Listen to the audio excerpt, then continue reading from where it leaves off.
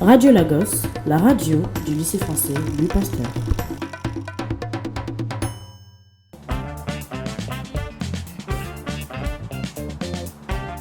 Radio Bonjour Lagos, la radio de la francophonie au Nigeria.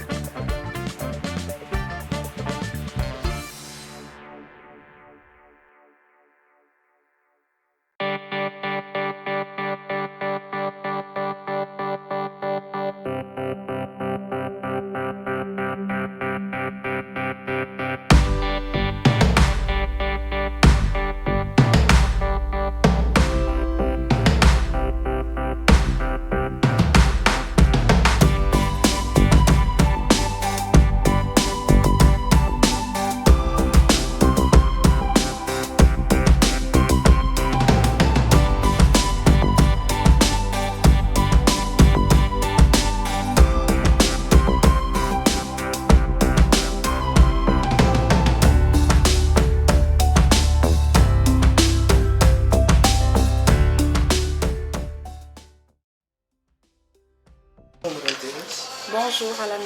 J'ai entendu que vous étiez à l'initiative de ce projet. Et je voulais juste vous demander qu'est-ce qui vous a inspiré pour valoriser les langues aujourd'hui.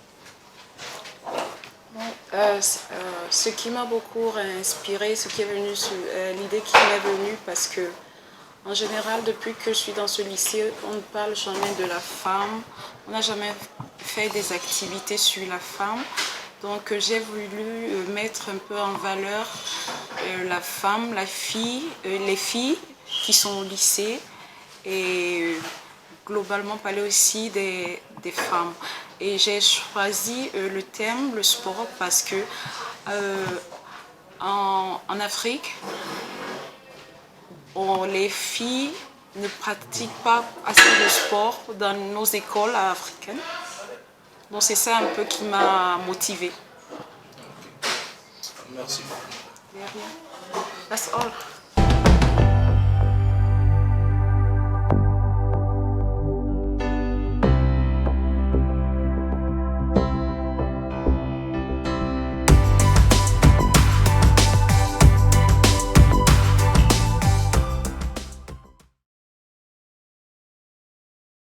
Bonjour à tous.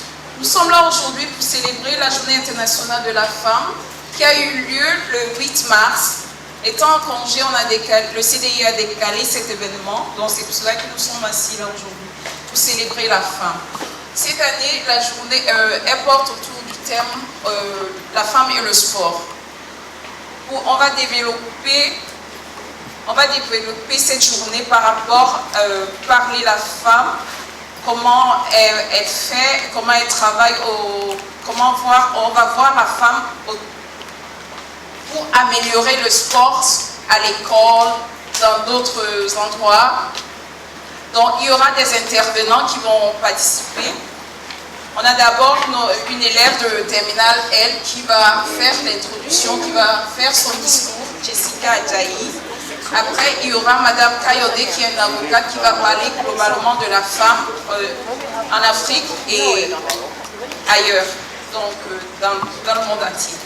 Et après, il y a une intervenante qui va venir, Madame Dadil, qui est une coach de l'autodéfense, qui va faire une présentation et faire une démonstration.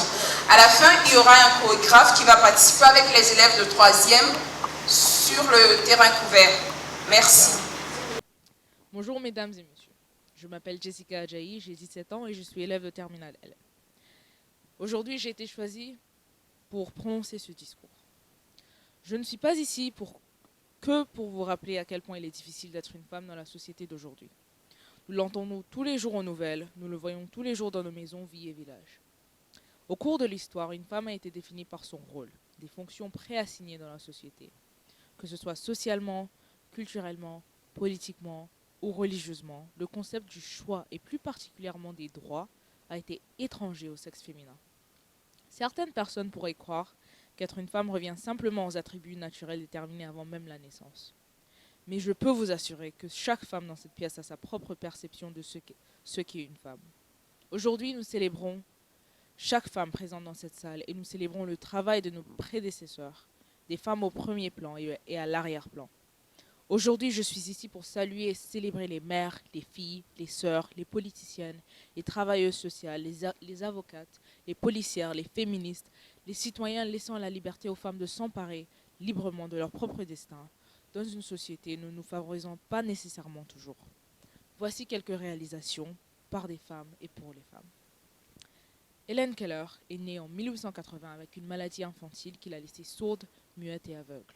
Plus tard, elle est devenue une experte auteure et conférencière éduquant à l'échelle nationale au nom d'autres personnes ayant des handicaps similaires.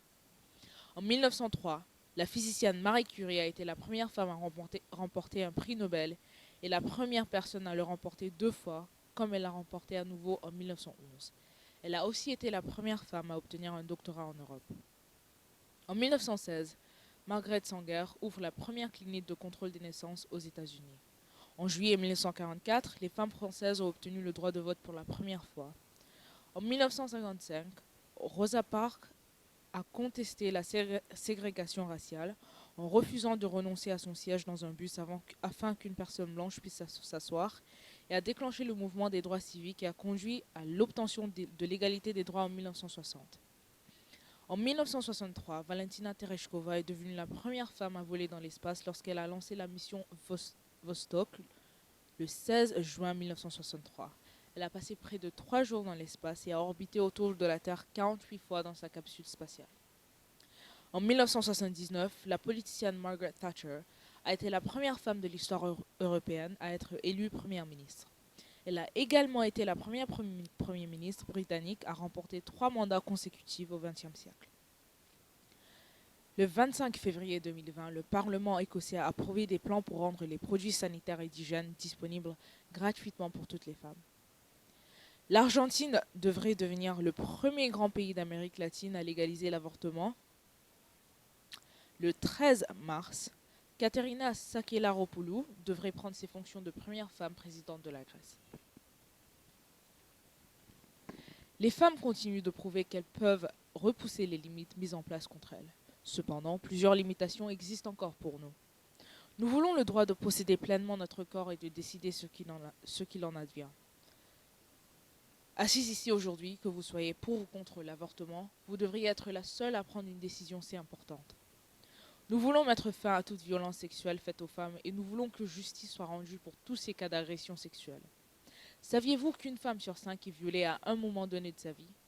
46,4% des lesbiennes, 74,9% des femmes bisexuelles et 43,3% des femmes hétérosexuelles ont signalé des violences sexuelles autres que le viol au cours de leur vie.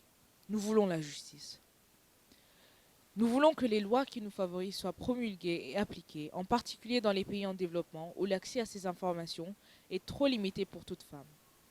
Nous voulons que des mesures soient prises pour le retour sain et sauf des dernières filles Chibok honteusement enlevées par le groupe terroriste Boko Haram depuis le 14 avril 2014.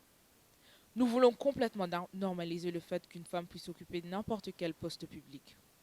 Nous voulons un salaire égal à celui des hommes et un accès tout aussi égal aux emplois. Pourquoi ma paix devrait-elle être déterminée par ce qui n'est pas entre mes jambes plutôt que par mes qualités ?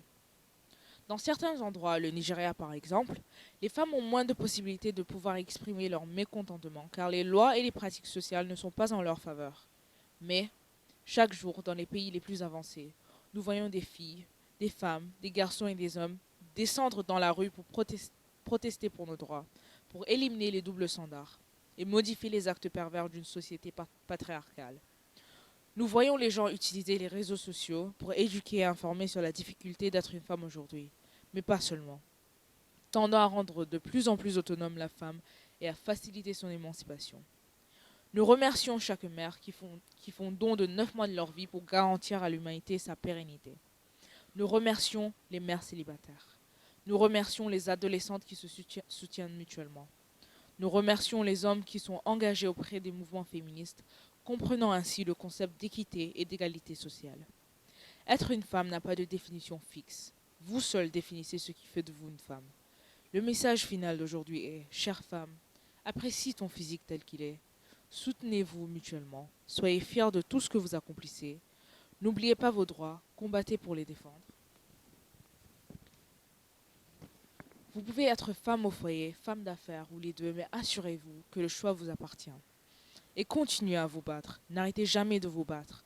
Parce que le jour où nous cesserons de nous battre et d'utiliser tout ce que nous avons à notre pouvoir pour contrer l'oppression à laquelle nous sommes quotidiennement confrontés, le jour où cela se produira sera le jour où vous choisirez de vous taire. Et nous ne pouvons pas laisser cela se produire. Je vous remercie pour votre attention.